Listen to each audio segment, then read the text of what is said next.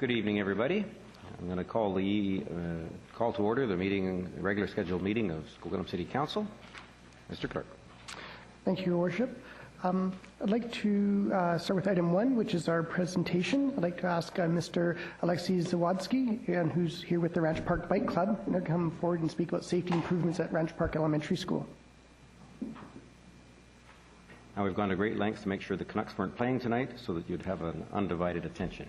I was at the game last night. Please step right up to the mic. There we go. Mayor and honorable council members, on behalf of Ranch Park School and especially the Ranch Park Bike Club, we would like to thank you for your efforts to help us cross the street safely. With the temporary traffic calming structures, we can now comfortably cross the street. We can't wait to see the permanent traffic calming structures. We would also like to thank you for putting crosstown bike routes on our street. Thanks for your help and keep up the great work around the city, our school.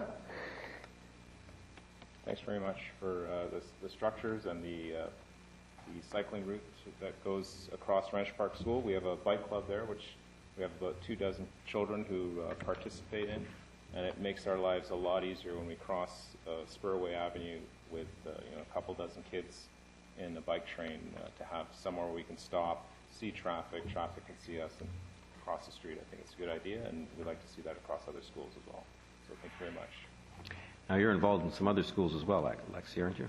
Yeah, we do a number of programs across the city. Well, on behalf of council, we thank you for your work, and we thank these students for coming out and lobbying so well for the rest of the program, because there is an important program ahead of us to try to do those kinds of initiatives around each school. And so thank you very much. Cycling and walking to school is pretty important, and we appreciate it. On behalf of council, appreciate you coming out. Great, thank you. Thank you. Thanks.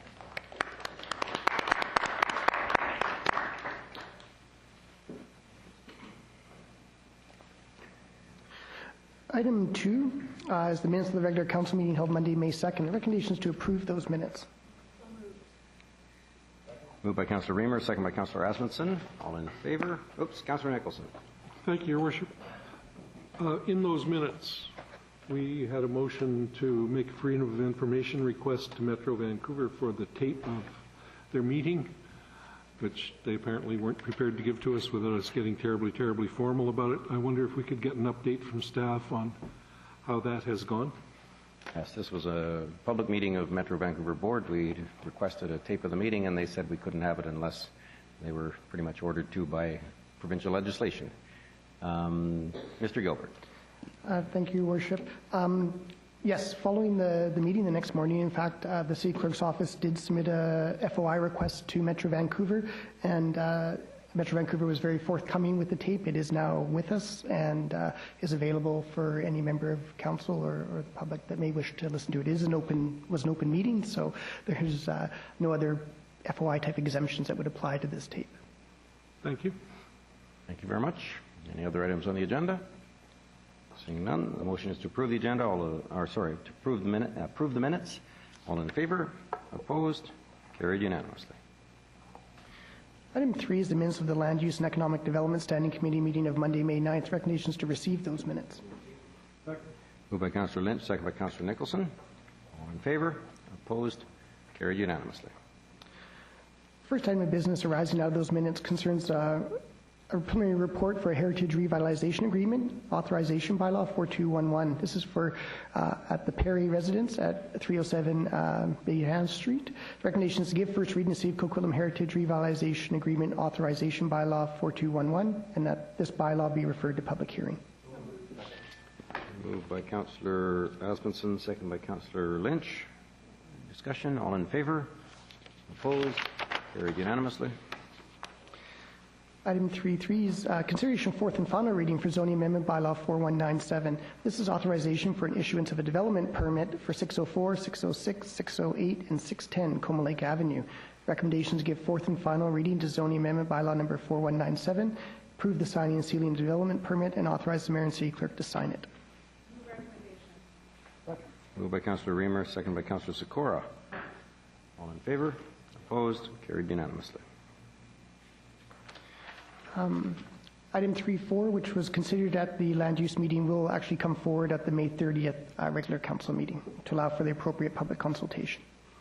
So moving on to item 3.5, this is a report on the zoning text amendment bylaw 4207 for 1401 Austin Avenue. It's the Hillside Community Church. Recommendation to give first reading to see Coquitlam zoning amendment bylaw 4207 and refer this bylaw to public hearing. Second. Moved by Councillor Aspenson, second by Councillor Reamer. All in favor?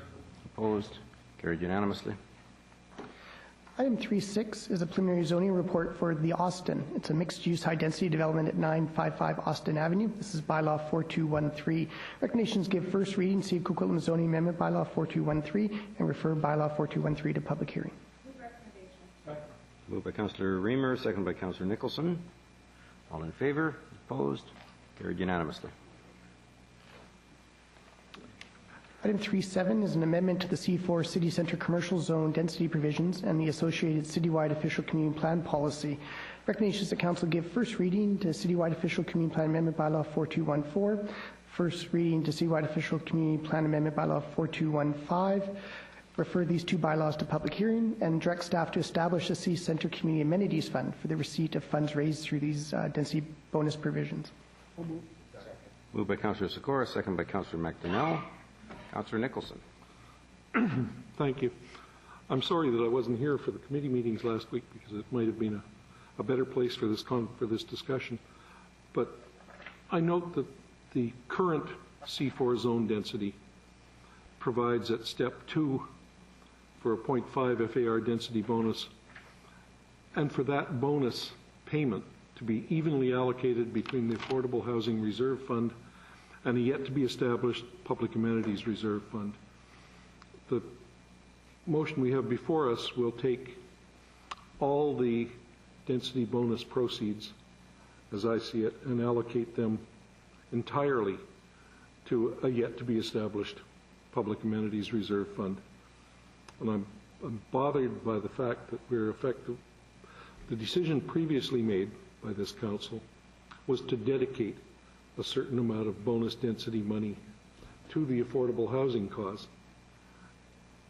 And I gather that now that will have to put its hand up along with a whole lot of other amenity requests. And I wonder whether we might consider retaining some provision for specifically allocating funds to affordable housing as we move forward. And I'd like to hear from staff on that. Mr. McIntyre, please. Yes, thank you, Worship. No, it is correct, as Councillor Nicholson's pointed out, that with the C4 density bonus program we put in place about 2 years ago, and it was a fairly modest 0.5 FSR boost. Those funds were to be directed to be established City Centre Amenity Fund and Affordable Housing Reserve Fund. This report here tonight from Council takes that existing C4 density bonusing system or scheme and sort of builds on that. And in this, it's true, we've pointed out that the funds would go to the City Centre Community Amenity Fund, and that too needs to be defined, and that's something we would be doing.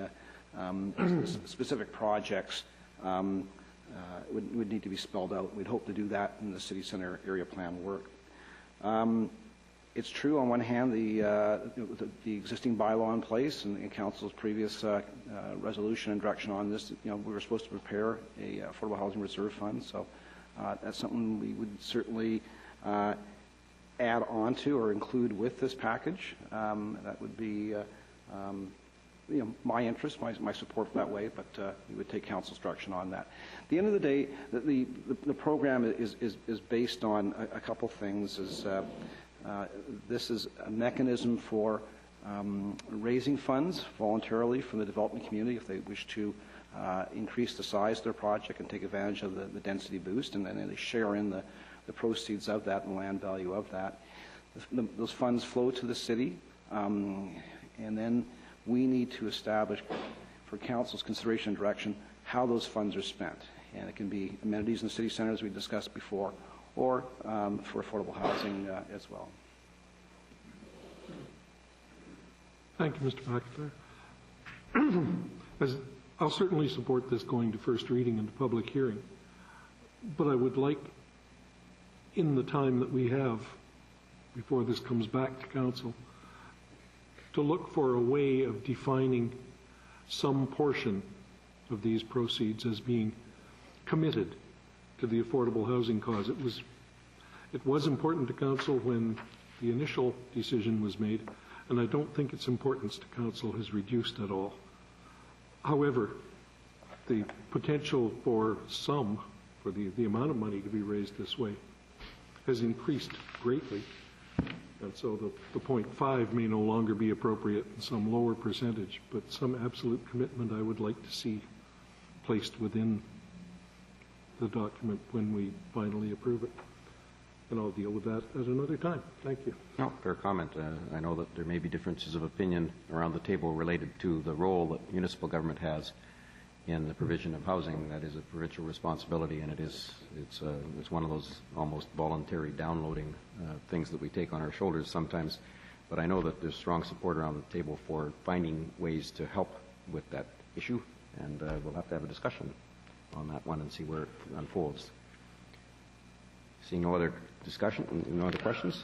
The question is first reading and a public hearing. All in favor? Opposed? Carried unanimously. Item 3.8 concerns the proposed completion schedule for the Partington Creek Neighbourhood Plan. The recommendation is that Council endorse the proposed schedule as outlined in the associated report. Moved by Councillor Reid, second by Councillor Lynch. All in favor? Opposed? Carried unanimously. Item 4 is the minutes of the Recreation, Sports and Culture Standing Committee meeting of Monday, May 9th. Recommendations to receive those minutes. Moved by Councillor McIntyre, second by Councillor Asmundson. All in favor? Opposed? Carried unanimously. Item of business arising out of that committee's meeting concerns the protection of sensitive park areas. The recommendation is that Council approve a program of fencing and educational signage along the Coquitlam River Park area to protect sensitive habitat at a capital cost of $47,000. Moved by Councillor McDonnell, second by Councillor Lynch, and Councillor Reid wishes to address it. Also, on the signage, there was to be some reference to fines being able to be levied, and I want to make sure that is on the signs, because nothing else deters them except that it's going to cost them money. Yeah. In fact, I think Councillor McDonnell's comment was the fines apply to the owner, not the animal. Ms. McKay? Staff can confirm receipt of the direction at the committee meeting that the fines will be posted on the interpretive signs, as well as additional regulatory signs will be placed along the trail. Thank you. And it's already patrolled by Bylaws regularly. Correct. That is correct. Wonderful. Thank you very much. Councillor Reamer. Thank you. I've heard third hand that there has been a fair bit of feedback with respect to this. Has staff had any telephone calls or feedback? Ms. McKay. Thank you, Your Worship. I'm only aware of one inquiry that was received by staff since this was at committee, and that was a question around clarification of the area. Specifically, the question had to do with whether it was going to interfere with a casual public swimming area as part of the river, and staff has responded back to the resident, assuring them that the fencing does not include that area. Okay, thank you. Thank you. No other questions. Some signage to protect sensitive areas. All in favor? Opposed? Carried unanimously.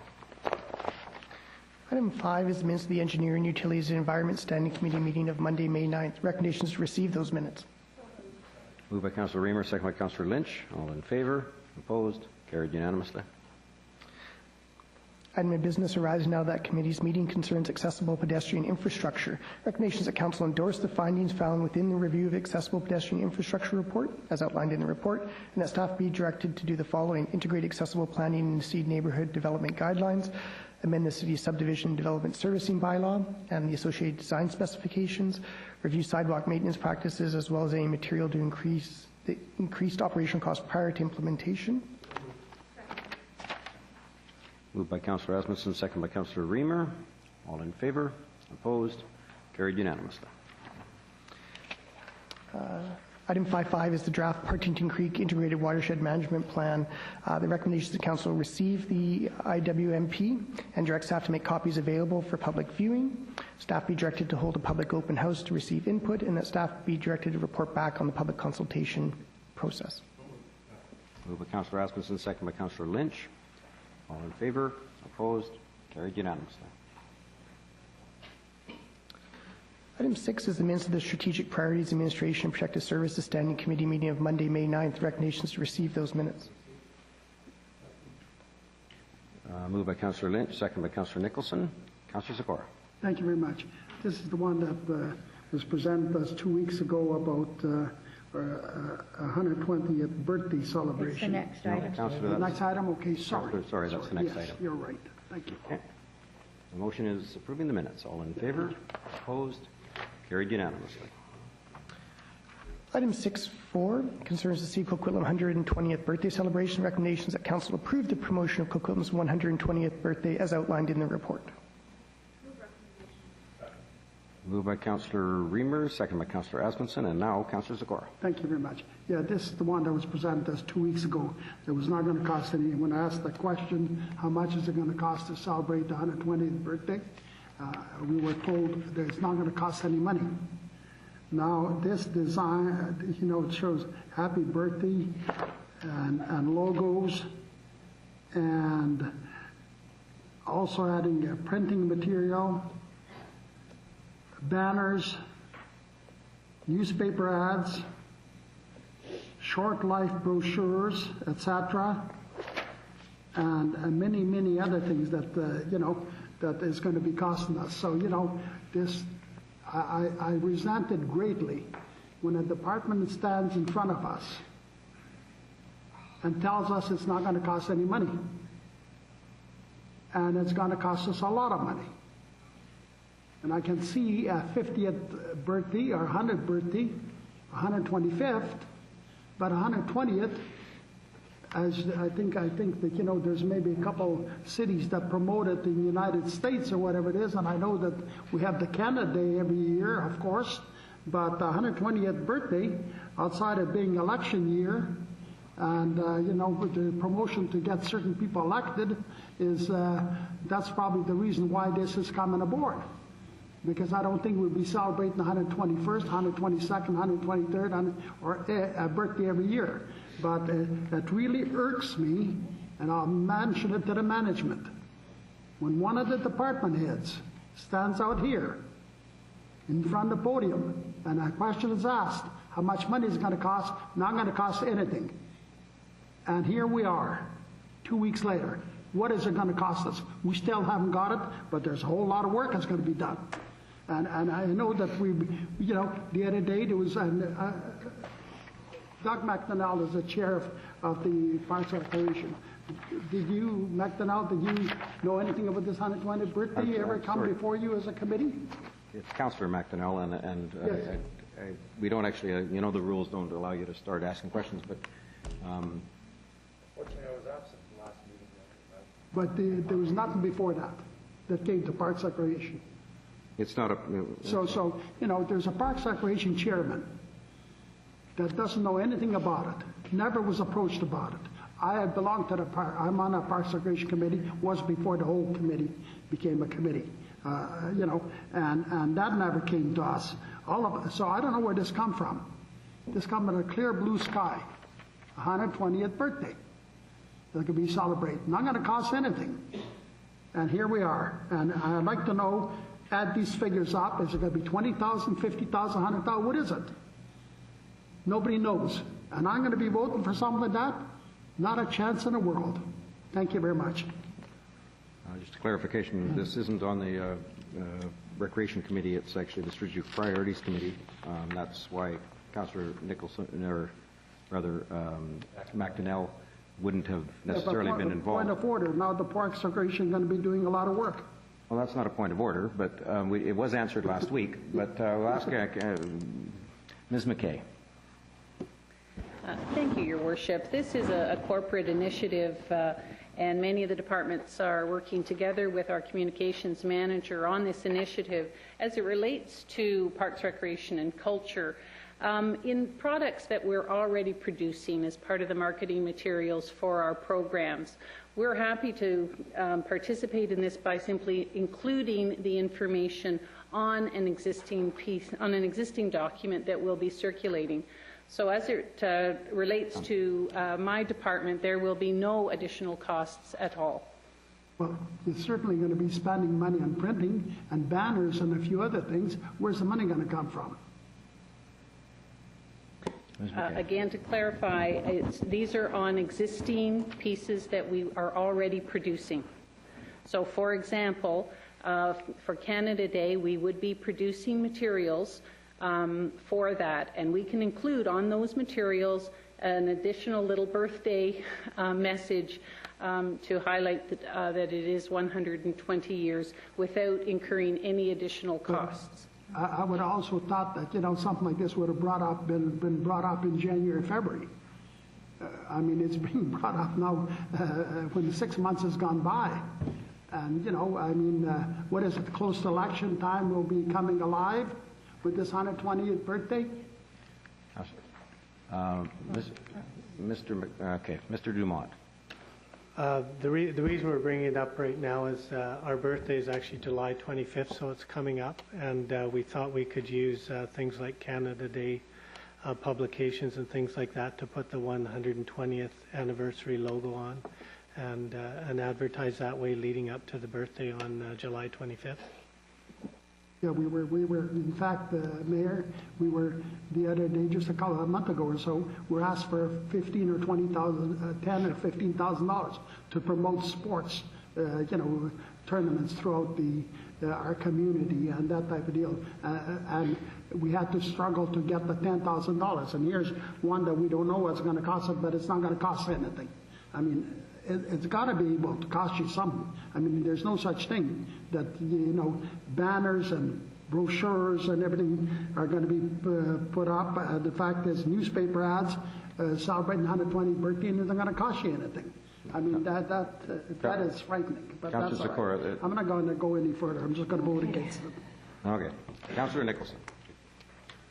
Thank you, Worship. Before I begin, I noticed Mr. McDonald was attempting to speak. Yes, I was going to go. Mr. McDonald, can you shed some light? Thank you, Worship. The phrase that was used, it's not going to cost anything, it's not going to cost any new dollars. During the course of the year, we have prescribed budgets that allow for the banners to be made, for different pieces that to be made to support various corporate initiatives.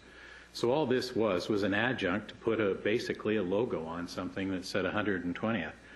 So we produce these things every year as just part of the normal part of business. So it's not like we're jumping out with anything new. These are adjuncts to what are already there. So are there any true new costs? No, there aren't. So I just wanted to bring that point of clarification forward. Okay. Councillor Nicholson. Thank you, Your Worship.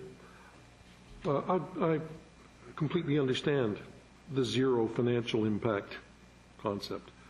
I think it will take some staff time. There's a little more thinking to be done. It's not exactly what was done last year and following our nose, but I would rather take this opportunity to raise the planning question, because we're now well over a third into the year and just beginning to talk about celebrating our 120th anniversary. I don't believe it was at a council meeting. I think it was in conversation with some council members and staff a few months ago that I pointed out that our 125th is coming up and that we need to start planning for that. And we need to start planning well ahead of time. And I would like to know now what we have in mind. When do we think we'll begin to plan? What opportunities do we see out there in terms of our 125th anniversary, which I see as being of considerable significance? Thank you. Mr. McDonald. Your Worship, usually in a situation like that where it's a full-blown year-long celebration, it takes at least 2 years of advanced planning to do all of that, because you have to be very strategic and you have to identify what that's going to cost. The reason this came up at this time of year, again, was, to be quite honest with you, to be frugal, so we could dovetail into a lot of public events that are already being either staged or being held by the corporation.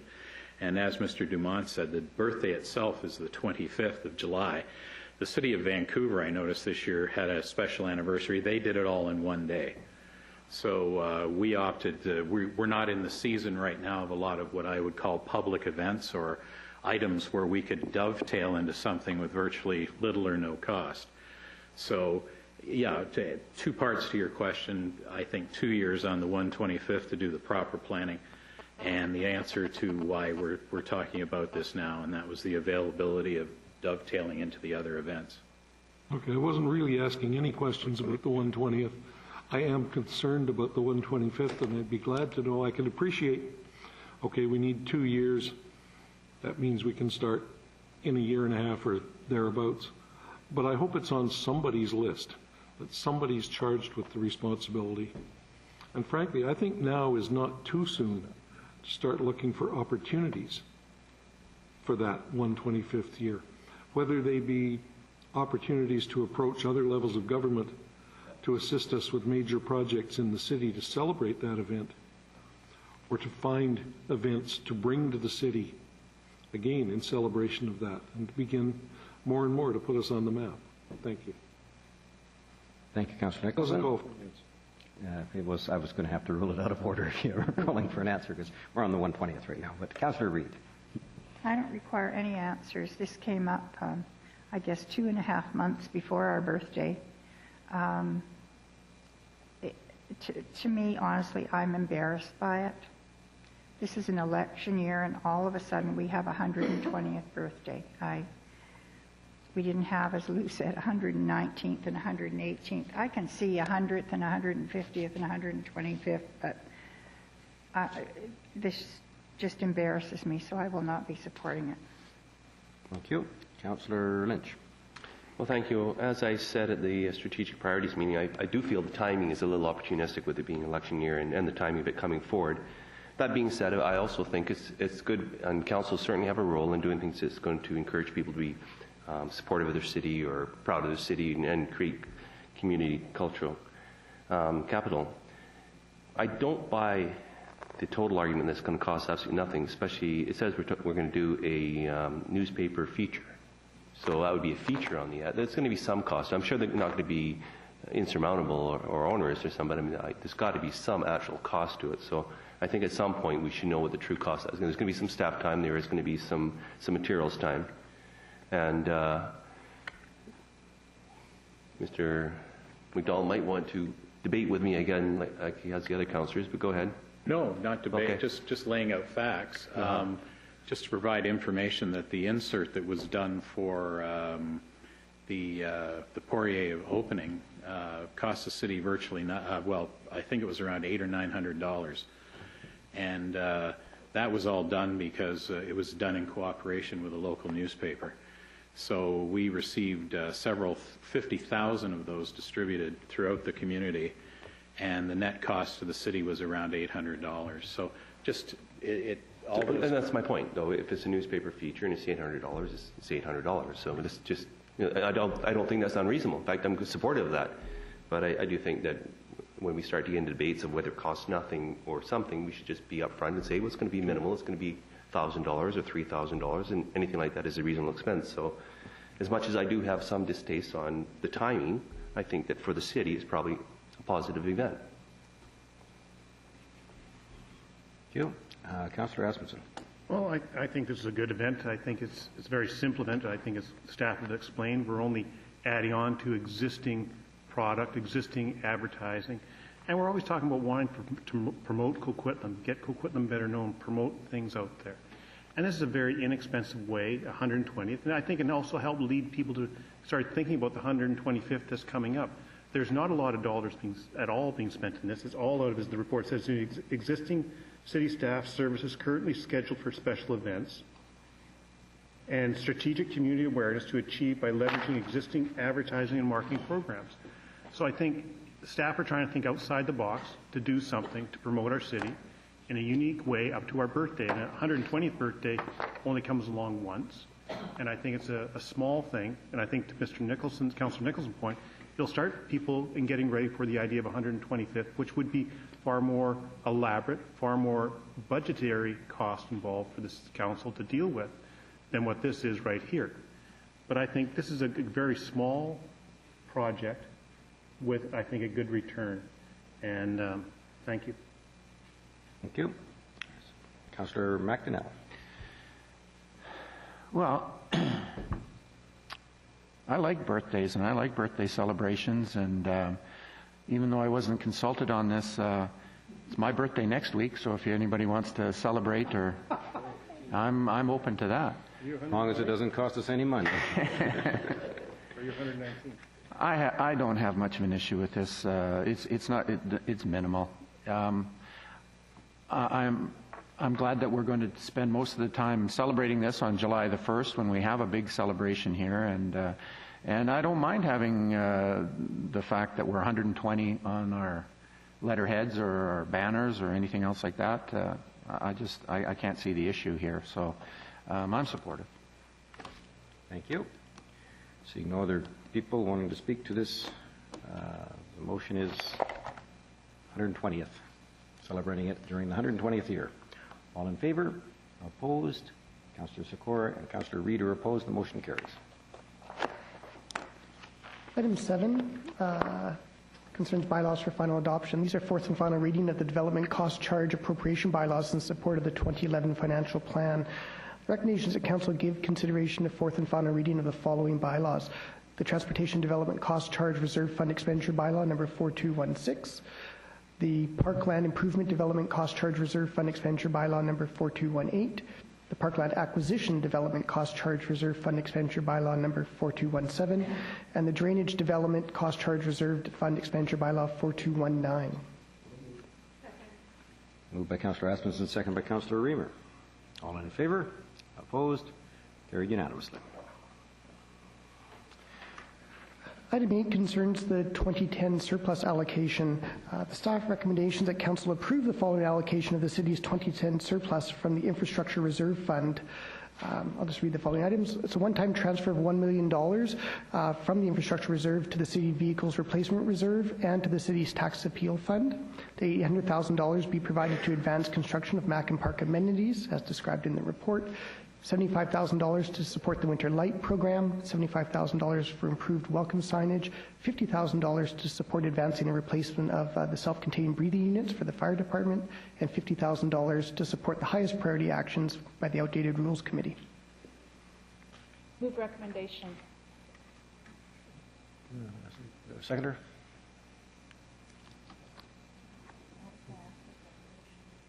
Well, you can as soon as it's on the floor. I just need a seconder. Moved by Councillor Rainbow, seconded by Councillor Nicholson. I have a motion to separate, so we'll consider these each individually, or is there one that you wanted to pull up? Councillor Reid. I'd like to move out the outdated rules. Okay, so outdated rules we dealt with separately. The first 6 bullets are on the floor. Moved by Councillor Rainbow, seconded by Councillor Nicholson. Councillor Asmussen. Sure.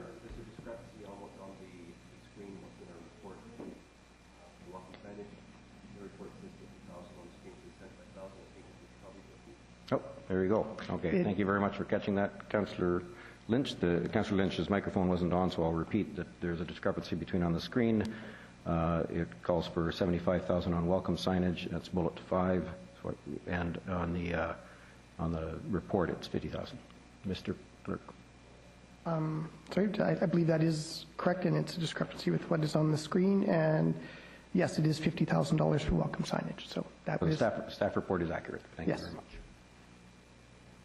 That's been clarified. So we're on the first 6 bullets. We'll deal with bullet 7. Secondly, Councillor Asmussen. Thank you very much. Well, I was going to make an amendment. I'll be supporting. I support the $50,000 to the for the Outdated Rules Committee. We had staff come forward. We've got issues that. It's not on the floor yet. I know, but I'm just saying my issue was I was going to remove the improved welcome signage at major intersections or entrances, I should say, and have that $50,000 rolled over into the breathing units for the fire department and keep the rest of it the same. That was to take out the welcome signs and take that funding and put it over to breathing units for our fire department, which I think is an important necessity for them. And I'm supportive of the rest of the items on the list. Was that I'll move a motion to amend. Okay, we're moving a motion. Councillor Rasmussen has moved a motion to amend so that bullet 5, where the 50,000 would be deleted and moved to bullet 6 to support the fire department's self-contained breathing units. It's been moved. Is there a seconder? I'll second it for discussion because I think we all probably have to. Okay, fair enough. Councillor Reid has seconded it, so I've got the amendment on the floor right now, on amendment only. Well, Mayor, I think that we're going about it the wrong way. Then we'll make a motion. I know. You accepted a motion when my light was on and other council members' light for discussion on the whole matter. Councillor Secor, we're not taking item by item. There was a motion by a member to separate out the first 6 items from the 7th. That motion was seconded. In fact, we've accepted that. We're debating the first 6 items, and someone has moved an amendment. He was on the speaking list ahead of you. Right now, the speaking list is Councillor Rasmussen, Councillor Secor, Councillor Reid. So he's allowed to move an amendment, even though you've already identified your willingness to speak to the motion before it was amended. That's the rules of procedure. So we're on the amendments now, and I'm going to ask for anyone who wants to speak to the amendment. What the amendment is that you take out 5 and put into item 6. That's right. That's right. Okay. And my problem is... Do you want to speak to the amendment, Councillor Secor? I want to speak on the whole issue of this whole budget. Okay, we're on the amendment right now. Well, I've got difficulty with, here's the situation, that we take over, we have a budget year, that we do a budget. This is on the amendment, though. Thank you very much. Go ahead. Do you have anything to say on the amendment? Go ahead. No. Okay, you have nothing on the amendment. Is there anyone who has something on the amendment? Councillor McDonnell on the amendment. One moment, please. Yeah. There you go. Through to the chief, this $50,000 to support the self-contained breathing units. Were you consulted on that before, and was that $50,000 something that your department would put to use towards the breathing apparatus, or are you $50,000 short and you would need $100,000 for that? Through the chair, we're in the second year of a 4-year program trying to replace our self-contained breathing apparatus, and total cost left in the program is about $130,000. And we apply every year to the Medium Capital Fund to try and get some funding for that. So what we've done is combined the last 2 years together, purchased our self-contained breathing apparatus, and we hope to go live with them this week, but we don't have enough money in order to purchase our spare units. So only our frontline units will be replaced with the newest versions. So any additional funds we get will be used to purchase new versions, and the program will be that much quicker at replacing our outdated units. So you're still $130,000 short for this breathing apparatus that you had planned to take or to purchase over the next couple of years? Correct. Correct. Okay. Thank So you. it's essentially an acceleration of the 4-year program, probably knocking a year off of it. That's correct, Your Worship. Comfortable with that, Councillor McDonnell? Are there any other discussions on the amendment? Councillor Nicholson, microphone, please. I can't support the amendment. I think improved welcome signage is important. There are lots of roads into our city. Lots of places. Every time I go to visit my daughter in Port Moody, I drive past a Welcome to Port Moody sign on Falcon. And when I come home, I drive past the back of the Welcome to Port Moody sign, but I don't see anything on the other side of the road. I'm not saying that there has to be one there. My daughter knows where I live. But I think we need more. I think people need to know that there's a lot of confusion about Coquitlam, Port Moody, who's where, when. $50,000 to improve that, I think, is a worthwhile expenditure. Our fire department is well managed, well run, and has embarked on a program to replace that important equipment. And $50,000 to accelerate, from the sound of it, by about a year, the completion of that program, I think is a significant move to support the fire department, but I think it's a sufficient move to support the fire department. Thank you. Okay. Any other speakers on the amendment? The motion is to move $50,000 from welcome signage at major entrances to the sixth bullet, advancing the replacement of self-contained breathing apparatus. The amendment is on the floor. All in favor? Oh, crap. Are there any other speakers to the amendment, I said? Do you want to speak to the amendment? No, I would like to have spoken to everything before we amend it, but we're just going at it like piece by piece, and I think maybe when we get to decisions like this, it would have been nicer for everyone to say this is what I would like to do, and then maybe come to one amendment instead of amending the amendments to the amendments. Unfortunately, this is our procedures. Well, you make we've me done abide it the by other them. way too. If we had opted it for a different process, that would have been fine. We have an amendment on the floor, though. But on a point of order, just Mayor, give it I up, would take an exception, saying I'll allow the council members to have a debate on this item, and then we'll take your amendment. Am I correct? I could have done that. There's lots of... But you didn't want to, see? That's the problem. You know, you should listen to the council members and be able to... There weren't any council members saying that until now, and I will take that direction. Thank you. The motion is an amendment. It's on the floor. The procedure requires us to vote on it. On the amendment, all in favor? Opposed to the amendment? Councillor Nicholson, Lynch, Sikora, McDonnell. Well, the motion fails. The amendment fails, and on the motion before amendment, unamended. Councillor Reid. Okay, my questions were to do with, I want to talk about the welcome signage. I was complaining about it all till Councillor McDonnell reminded me that there was a really nice sign down in front of Riverview Hospital. And that is if you can see it, because as the bush grows taller, you know, you can only see the top of it. If we're going to have welcome signs, I would like to see gardens or something around them, or some kind of something that delineates, not just a sign sitting in the weeds. And I don't think we do a good job of, when we have welcome signs, of making them look nice. The one coming in from New Westminster, the BIA down there looks after, and they always have nice plants around it, and people notice it. So the signage I'm okay with. The one I'm having trouble with is the Outdated Rules Committee, and I think commonly and lovingly referred to as some of us by the Stupid Rules Committee. But the Outdated Rules Committee, what is the $50,000 for? Is it for a piece of equipment? Pardon?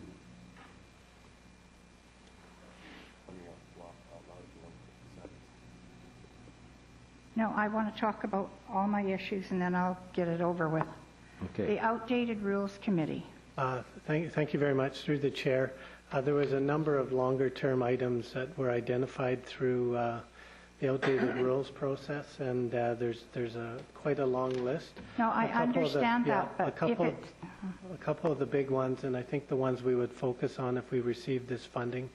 Number one is we want to do a comprehensive review of all our bylaws. We've got over 2,000 bylaws, and they need to be consolidated, and a lot of them probably are now out of date and can be repealed and that sort of thing. So we were looking at doing a review of our bylaws. Okay, and who is going to do that for $50,000? Well, we would likely, what we would do is we would probably hire a law student to come in and to review all of them and put a framework together in terms of which ones we can repeal, which ones require consolidation, which ones need a rewrite. And we would use that as the initial step for doing that particular one. The second area where we could use some funding and look at is we still do a lot of our processes and our services to the public with manual forms.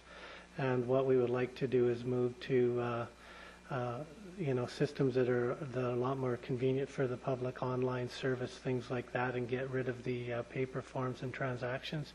So it would be an ICT one where we would look at a particular service area where we're still using manual forms, and we would put software in place and move to online service for the public. The problem I have with this is it's always hard to explain to the city when they see something come through that says, oh, we're putting $50,000 in to change the rules because we've had an efficiency expert look through the city and say, gee, if you did this way, you'd save this. And if it's all staff time, we're paying them anyhow and we're hiring them.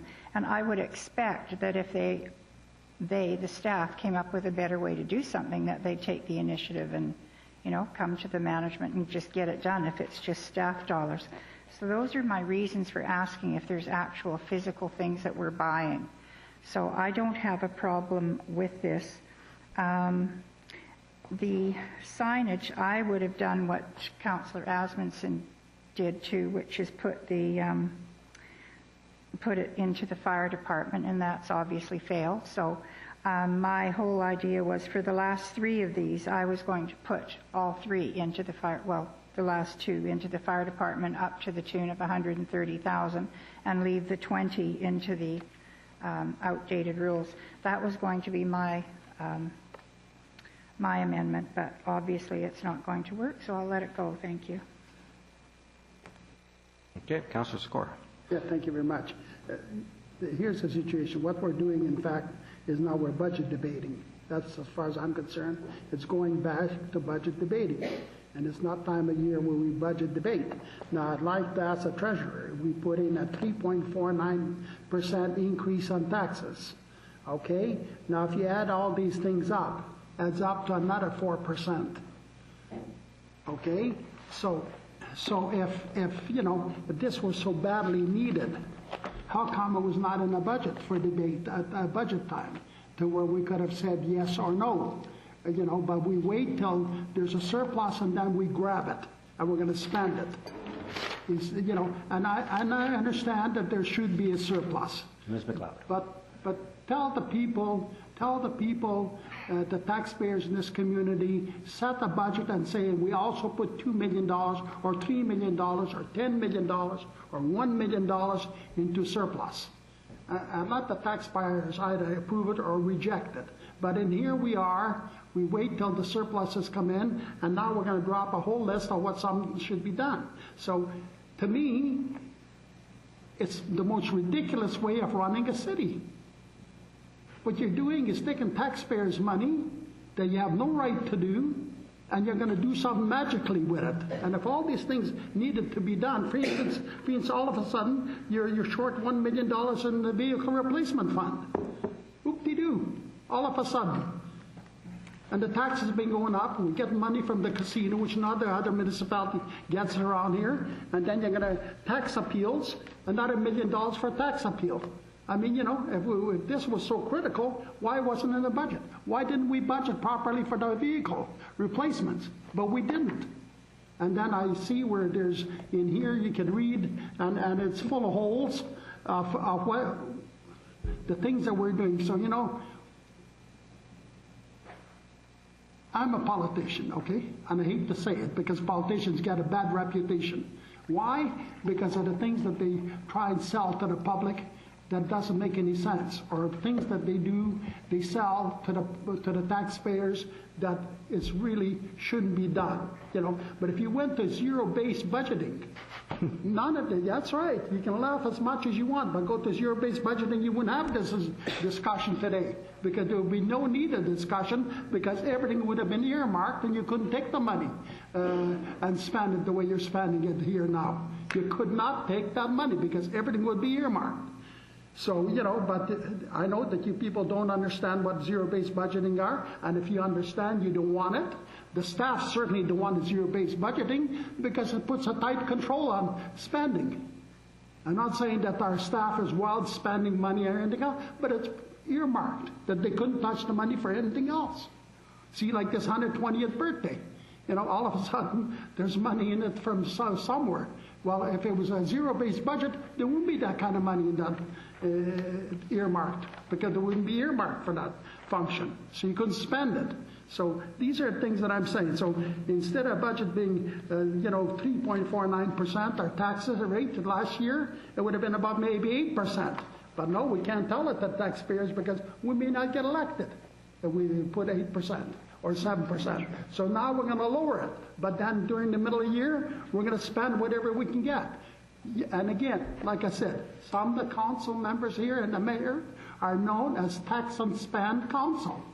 As tax and spend council, and that's a fact. You can hear it on the street every day of the week. Because here's, again, we found some $3-some-odd million, we're going to spend it. Now, where does this make sense? It doesn't. I can't support any of it. Thank you. I have myself on the list.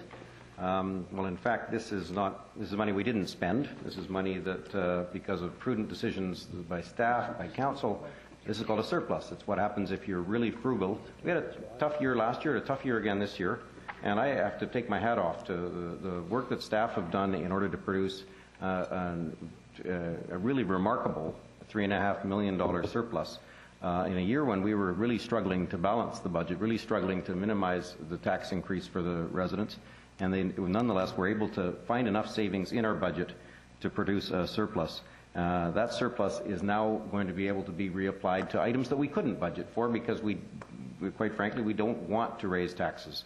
I'm absolutely opposed to continuing to raise taxes if we can avoid it, and so this allows us to identify the places where items that we didn't want to raise taxes to put the money into those items. Nonetheless, they're high priority items. There's no question that every member of council wants to support the fire chiefs and the firefighters in this community with the proper equipment for their safety, and items like that. These I think are important items to be going forward. I recognize that some people. Well, anyway, I won't say that. Councillor Reamer. Oh, sorry. Thank you. So the way I've got things added up, you've got about $3,025,000 in expenditures here, which and so the balance of the $5 million will be left in our infrastructure reserve fund. Is that correct? That's correct. And the $800,000, I just want to clarify for Mackin Park. Part of that will be the funding of the skateboard park. Yes. Okay, that's great. Thank you. Thank you very much. Seeing no other speakers. The motion is the first 6 items, first 6 bullets of item 8. All in favor? Opposed? Councillor Sikora is opposed. The motion carries. The motion now is the 7th item, the Outdated Rules Committee. I allowed flexibility on one of the debates of the last item on this one, so there may be some other people who want to speak about the Outdated Rules Committee. Councillor Lynch. Thank you. I was wondering, I believe I heard a couple of priorities that were listed, and the one that I was most interested in was the one going to the electronic format for forms as opposed to hiring a law student. And I was wondering if we're giving any direction with this, or we're just simply giving the money and then they can come back, they can use it for that. Because I personally would probably think I'd vote against hiring a law student, but vote for the IT department implementing electronic forms. Okay. Is there an answer to that from staff? Mr. Dumont. Thank you. Through the chair. From staff's perspective, we felt both of those were important. We actually thought that doing a review of our bylaws was probably the most important of the longer term issues, but it's council's prerogative whether they want us to do one or both of those. But our intent was to use the 50 to do both of those. Oh, I thought it was one or the other. Thank you. Okay, well, I'm hoping we'll have a consensus of direction on this item, but we may not come out to a consensus. Councillor Reamer. Thank you. I fully support funding these 2 top priorities of our staff's red tape committee. I had brought forward quite a while ago a motion to reduce red tape in the city, and these 2 priorities that staff have identified really do move us in the right direction, and so I'm going to be fully supporting it. Thank you. Thank you. Councillor Nicholson and then Councillor Lee. Thank you, Your Worship.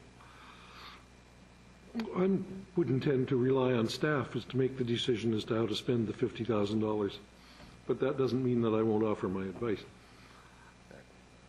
And frankly, my perception is if we have a vast number of bylaws and we think Some are outdated and some perhaps conflict with others. It's a highly complex task in my mind to review that number of bylaws and consider how they interrelate with each other and with the purposes of the city and all the rest of that. It's not a job for a law student in my mind. It's a job calling for a considerably higher level of talent. And unless, of course, it's going to take a considerable amount of direction from some of our already seriously challenged senior management. So I would ask you to bear that in mind as you make the decisions, but I'll certainly support spending $50,000 to get on with the work of the Outdated Rules Committee. Thank you. Thank you. Councillor Reid. The bylaws definitely need to be done, because what they do is they bog everybody at the front counter down when people come in and we have bylaws that are of no use whatsoever. So I think that's important, and I'm glad I asked the question to clarify what we were doing. But my question on the IT thing that you mentioned, isn't upgrading our systems and that done in the normal course of business for an ICT department? Wouldn't this be something they'd be doing on a day-by-day basis? Upgrading systems, keeping... Mr. Dumont. Through the chair, yes, we are regularly updating our systems and replacing our computers and things like that, but this is a situation where we're going to an old format to a new system and a new technology, and we don't necessarily get to that from year to year. That typically requires extraordinary resources and funding to do those types of things. So as I stated previously, what we'd be looking at is an area where we're continuing to provide manual service to customers through forms that are written out, and we would look at coming up with a computerized solution to that makes it more convenient for the customer. But we do have a number of areas where we're still using manual forms, and we haven't been able to get to automating our systems. Okay, well, my priority is bylaws, but my problem with this whole situation is if you can't complete one task fully, I don't want to see us get halfway through two and then have to throw another $50,000 in order to complete them. So I think you're going to have to choose one, and hopefully it's going to be the one that we need the most, which I believe is the bylaws, but that's only my opinion. Thank you. Thank you. Councillor Lynch. And thank you. I'm not really speaking the second time on the same item. It's just sorry, that... yes, you did speak the first time, but that was a question. Yes. Well, this is a question too also. It was because the motion was divided that I didn't speak last time, and that is just simply that we're... the allocation of the surplus usually goes to the Infrastructure Reserve Fund in the past. That's what we've always done. This is kind of a departure from procedures in the past years where we suddenly have the money come forward and going, okay, gimme, what do we get, right? So in the past, when the money's gone to a surplus, what has happened to that surplus? The city's current policy is where we have a surplus, the money gets contributed to the infrastructure reserve. And in the past, this year was a larger year than normal. We had a little bit more money.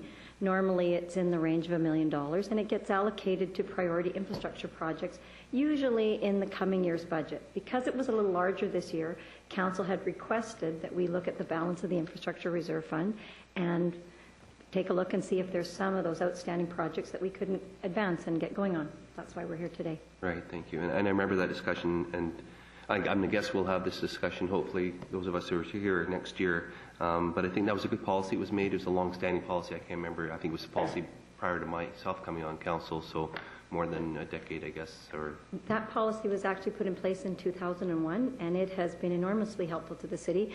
For example, last year, one of the things that we were able to do, we had a failure of the roof up at the Poirier Library, and we were able to use that infrastructure fund for exactly what we intended to be for those kinds of failure things that we need to do on an urgent basis that might not be in the budget. That's why, as part of this report, we were leaving a balance in that fund, because those things still might happen in the future. Right, thank you. So I think it's a prudent policy, and I know that we have to consider doing different options and not have our minds closed to things, but I think probably it would be nice to return to that policy in future years. Thank you. Councillor Asmussen. Well, thank you. I'm once again, I'll restate I'm supportive of the Outdated Rules Committee. It's the staff who come together with the committee have done some excellent work and create a list of immediate fixes with no cost involved, really. And now we're getting into the medium to long-term projects that require funding. And I will agree that our bylaws are one of the areas that we need to get at and fix to help with backlogs, move efficiencies for the public out there dealing with the city and making bylaws more sensible. So $50,000 is a good amount of money to get started on that. There's a lot of other issues on the outdated rules that we are going to have to look at and fund if we want to improve the system, improve how City Hall works for saving us tax dollars and making us more efficient to the public that uses our services. So I'll be supporting this. Thank you. Thank you. I'll be supporting this as well. This is one of the initiatives that staff have really jumped on because it does move us, I think, forward in trying to clean up some of the regulations that don't make sense anymore or that can be made more efficient or made to function better. I won't presume to advise staff how to implement this. I think if they've identified a source of funds that will advance the program, that makes sense to me. So, the question is the seventh bullet. Provide $50,000 in support of the Outdated Rules Committee's initiative. All in favor? Opposed? Councillor Sikora is opposed to that as well. The motion carries. Thank you, Your Worship. Item 9 is the 2011 calendar of events. It's a series of proposed amendments. The recommendation is that Council approve the following amendments: that a public hearing, regular Council meeting be added on Monday, June 13th, that the June 15th to 17th period that we cancel a previously scheduled 3-day Strategic Priorities Committee, and in lieu of that, on Wednesday, June 15th in the afternoon, add a Strategic Priorities Workshop. Second. Moved by Councillor Reamer, second by Councillor Nicholson. All in favor? Opposed? Carried unanimously. Item 10 concerns the 2011 general local election. The first recommendation that Council appoint Lauren Houston as the Chief Election Officer and Carrie Lohr as the Deputy Chief Election Officer for the 2011 general local election. And 2, that should Council wish to consider the inclusion of one or more public opinion questions on the ballot, a subcommittee of Council be struck to develop the wording of the questions. Moved by Councillor Reamer, second by Councillor Asmundson. We're going to need is your motion including an assumption on the second bullet?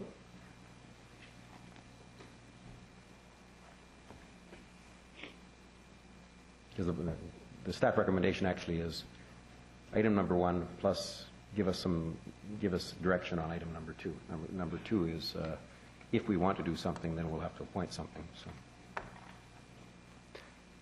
Mr. Clerk.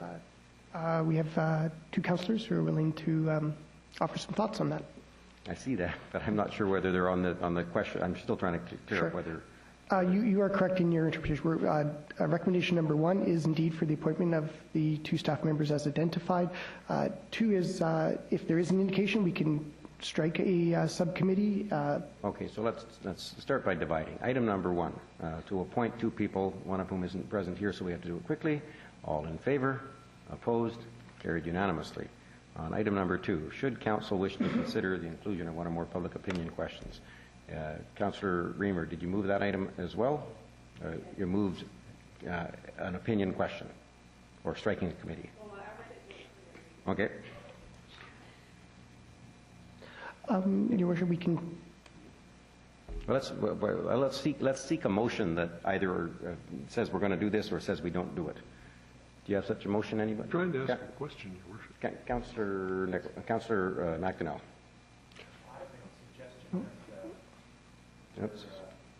Strategic Priorities meeting on Wednesday. I suggest that we take a few minutes during that time and discuss that then. Yeah, defer it. So I'd like to defer this until a discussion on Wednesday at Strategic Priorities meeting. Okay, the motion is to defer consideration of item 2. Any discussion on deferral? Councillor Nicholson. It's the same question on deferral as I did when I started trying to speak to this. I'd like to know what timing staff needs in order to put something on this ballot. So, how much time do we have to think about whether we want to put a question on the ballot? It's true. There are some questions there because the by-election for which we must thank for your presence here included some questions that couldn't be binding because of the timing. So, Mr. Clerk.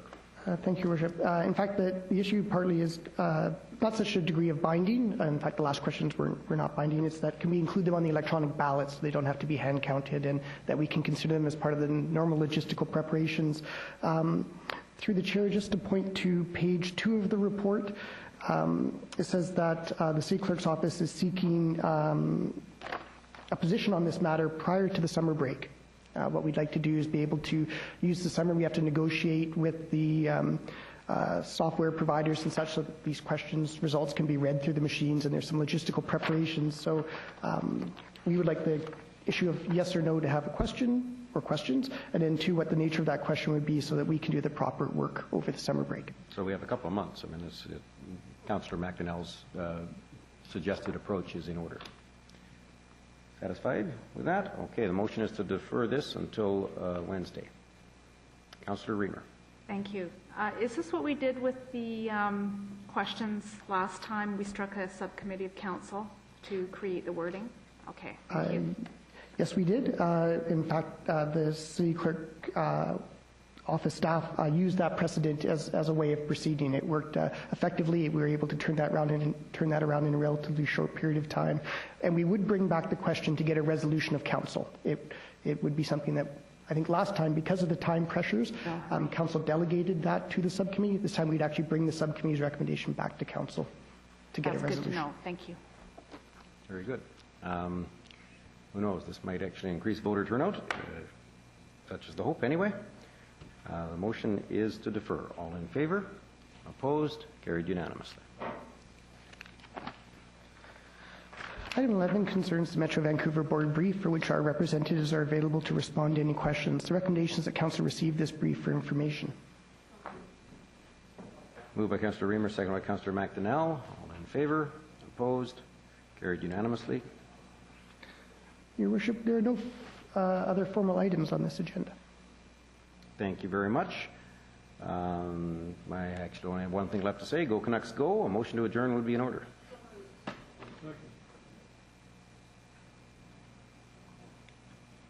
I'm going to take one moment, please, Mr. Kirk.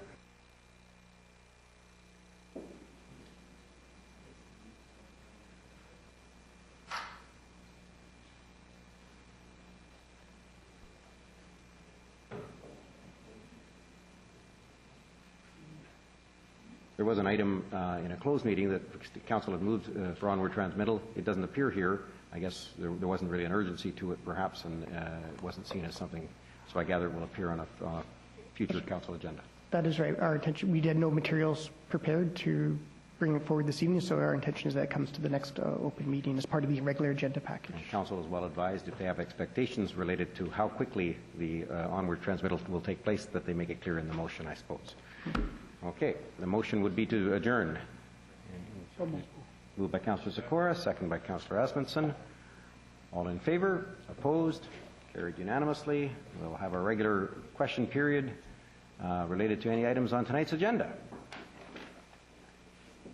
Okay, well, the rules are it's a maximum of 2 minutes. You're allowed to ask a question that's not a preamble, and council has asked me to make sure that people abide by that. Thank you. Merci, Roger.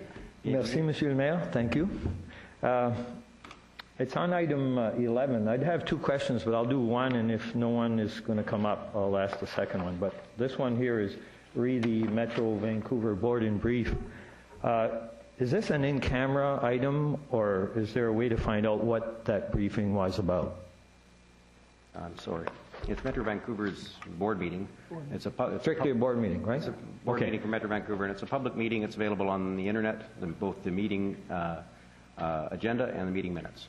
Would anything have had to do with the integrated watershed management plan in that meeting of the watershed on the top end here? On the water district. The integrated watershed management plan for the Coquitlam River. The integrated watershed management plan is primarily a local or sub-regional development. Metro Vancouver handles the water supply. Yep. But that's largely from the point of view of drinking water rather than the environmental realities in the watershed below the dam. Right. Which is normally the issue. But on the river, don't they get involved with for instance, the Coquitlam river, that whole initiative that's happening in the city right now in terms of the Coquitlam River itself? I thought they were partners in this, that there was a real partnership. I will direct the third and final question, sorry, Mr. Lebert, to someone, Mr. Suzak. I'll do my best, Your Worship. I don't believe Metro Vancouver is formally represented in that Coquitlam River Watershed Strategy group. Okay, thank you. So I'll just leave it and come back up if no one else has got any other questions. Thanks. Please step forward, young lady. State your name and address. Oh, sorry. Rita Hart, 3507 Victoria Drive in Northeast Coquitlam. And my question is on the Partington Creek agenda that was laid out and passed tonight. What happens to the Partington Creek Village Neighborhood Plan group? We met for 1 to 2 years, spent a lot of our time, volunteered, and it's not even mentioned. Shouldn't it have been wrapped up like all the other neighborhood plans were before it got to public workshops? And I'm going to ask Mr. McIntyre. The item on the agenda was just the watershed management plan, but Mr. McIntyre may be able to shed some light on the other. Partington Creek other.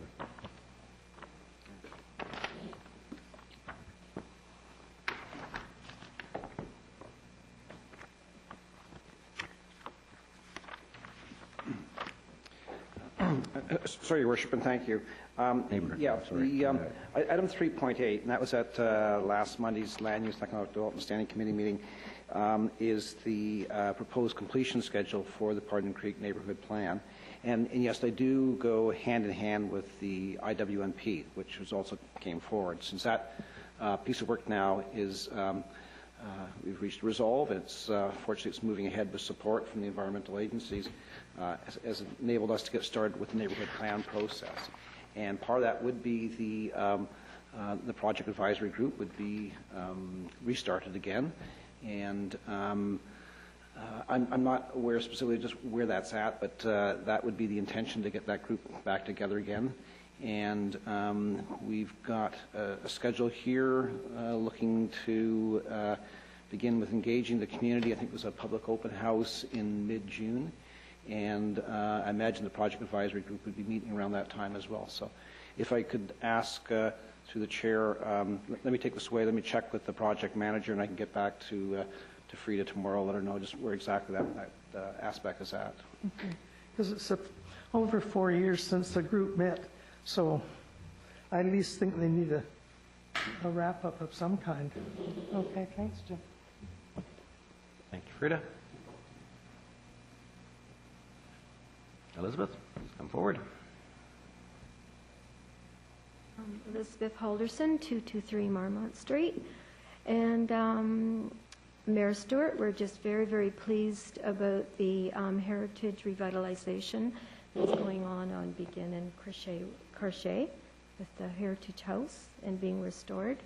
And with the tree cut down, it's still going to be a living momentum as a legacy for the future. And we're just very pleased with the developer and the consultant, Mr. Luxton, that did the Heritage Revitalization report on it. And then I have a question, but I won't bring it up tonight. Okay? Okay. Feel free to ask at any time. Actually, I saw your sign on the tree as we try to get the neighbors to leave it there. Appreciate it. Just a second, Roger, please. Are there any other questions from members of the audience that haven't spoken yet? Roger, go right ahead. Okay. I guess the question is, did anyone read the 2 articles connected with that site and what we think is a very exciting development from the Como Watershed Group perspective? 2 articles that I think tell a very important story. One of them called Heritage Home to be Saved, and the other one, the Watershed Group aims to plant trees for the future. And you were aware of this because that's when we came up here and distributed a bunch of trees. So has everyone seen these? These are very significant from our perspective, and if not, we're willing to make these available to either staff and vote to council. we have some available. I sat on the southwest... Roger, I can say that I've read it, I know other council members have read it, but if you hand them to staff, we'll make sure they get circulated as well. Okay. So they're like this, up and down, right? Sideways, and they're double, so they're double up. I want to congratulate council from the perspective of a long-term planning that seems to have come out on a very interesting and delicate issue as far as development. And we know with both the Burke plan that recently has been approved on the north end, in terms of the integrated watershed management plan, but also in terms of developments that will come there. Plus, in my case, I want to make a case for the watershed down below and the specific neighborhood of which our watershed kind of contains, which is the Maillardville area. And without a preamble, I guess my question, I want to relate it to the approval that you people have done on the, I gather on the heritage agreement that was done tonight with the developer, right? That's going to public hearing, right? Yes. Okay. Well, great. Then I guess at the public hearing, the rest will be unfolding for the council, et cetera, as far as the thinking that goes there. Thank you. Thank you for the question. Are there any other questions? Seeing none. Thank you all for coming. Merci. And go Canucks, go. Jay.